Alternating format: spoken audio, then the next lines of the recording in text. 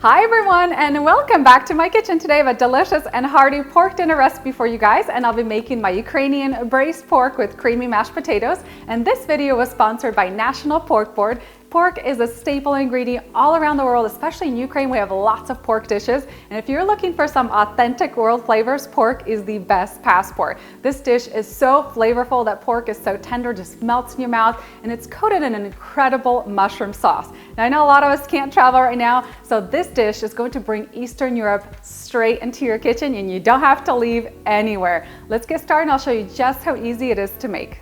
And I'm going to get things started first with my pork. I have 3.5 pounds of pork shoulder. You can use anywhere from 3 to 4 pounds for this recipe. And I love that pork is so incredibly versatile. You can use it for a lot of different recipes. I'm going to break this down into 1-inch cubes for the recipe. And I'm going to section the pork first so it's a little bit easier to handle because this is a fairly large piece. And we're going to chop it into the 1-inch cubes. It's just a really great size for this recipe. It's really easy to enjoy.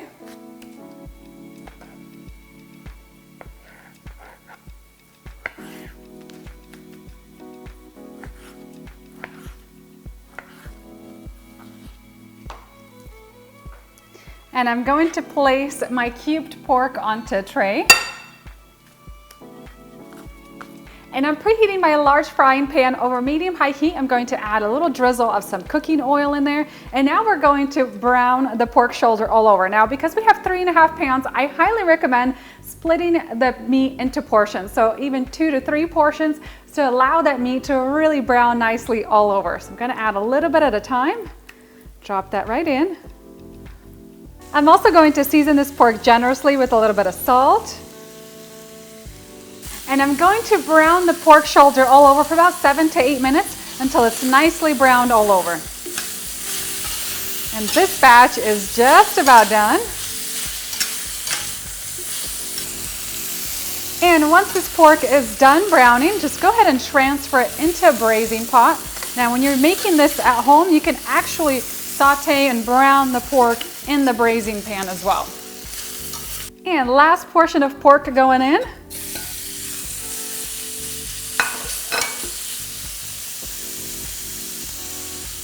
And this is the last of my pork going into my braising pan. You could also make this recipe at home with a slow cooker. It's a really great one to pull out the slow cooker for. Now let's get started on that incredible mushroom sauce. So I've diced about 8 to 10 white mushrooms. I'm going to drop them into the pan.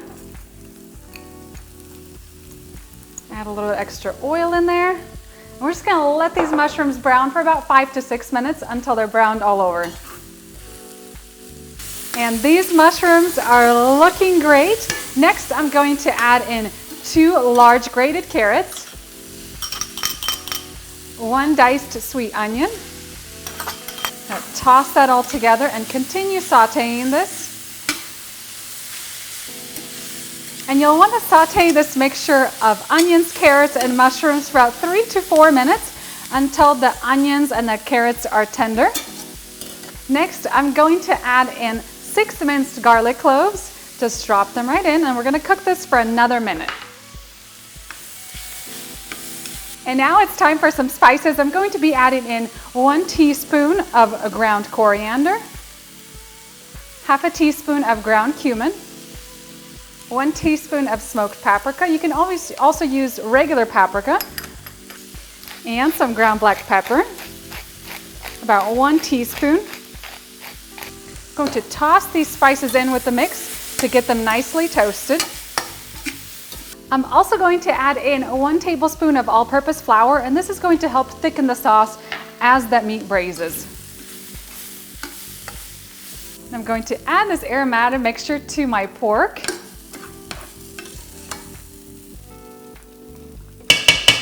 And then for my braising liquids, I have 6 cups of water. You could also use 6 cups of veggie broth. I'm going to add in a 1/4 cup of sour cream. I also have a 1/4 cup of ketchup and 1 teaspoon of salt. I'm going to grab my whisk and mix this all together.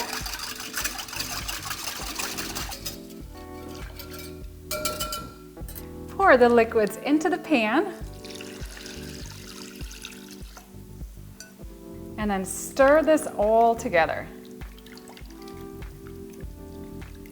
And I'm going to let the pork and the liquids come up to a boil over medium-high heat. And I'm going to close this pot with a lid and leave it just slightly ajar to let some of those liquids evaporate as this cooks. Once the pork comes up to a boil, I'm going to turn the heat down to low and just let it slowly simmer away for about an hour and a half until that pork is really tender and starts to fall apart. This pork dish is so aromatic. It's going to fill your whole house with this incredible aroma, just drawing everybody into the kitchen so you guys can enjoy a delicious family dinner. While this is cooking away, I'm going to get started on my creamy mashed potatoes. And for my mashed potatoes, I've peeled about 4 pounds of large potatoes. And now I'm going to just cut them into chunks.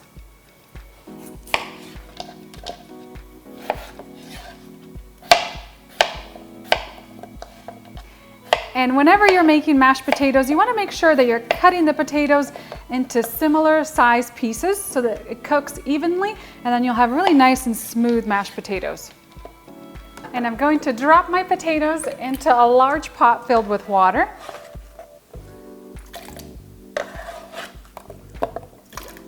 And I'll season the potatoes with a couple teaspoons of salt. I'm going to bring my potatoes up to a boil over high heat, and I'm going to close the pan with a lid so they cook faster. Once they come up to a boil, I'm going to cook them for 15 minutes until they're fork tender. I've drained my mashed potatoes and I transferred them into a bowl, but you could just do this in the same pot. I'm going to add in 1 cup of unsalted butter, and I like to use unsalted butter because then I can control the saltiness a little bit better. I'm going to let that butter just kind of melt with the potatoes. And you want to add the butter into the potatoes while they're still piping hot, and that way the butter is going to melt instantly. I'm going to grab my potato masher and start mashing the potatoes. And as I'm mashing the potatoes, I'm going to add some heavy cream as needed. So I like to add just a couple tablespoons at a time because I don't want to make my potatoes too watery. So add that cream as needed slowly. And these potatoes are already looking so great.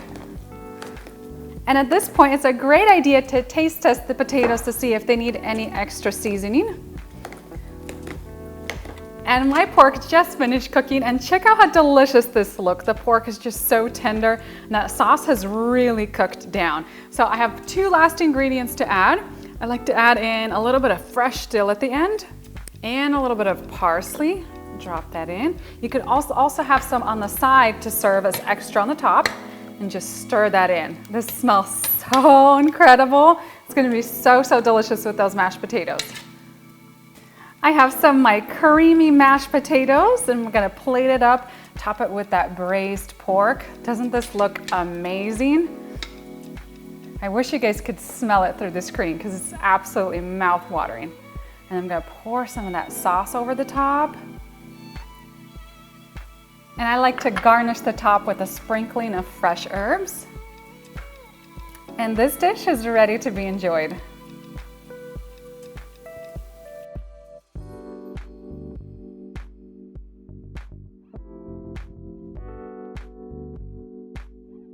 And that is it, guys, for my Ukrainian braised pork with creamy mashed potatoes. For the full recipe, head on down to the video description box. I'm also going to leave some tips up on my website for using this recipe in a slow cooker and a pressure cooker. And now time to dig in and enjoy. I absolutely love this dish. It's one of my favorite Ukrainian comfort dishes. It's so delicious, never gets old. I'm going to grab a little bit of pork and some mashed potatoes. It just smells so good too.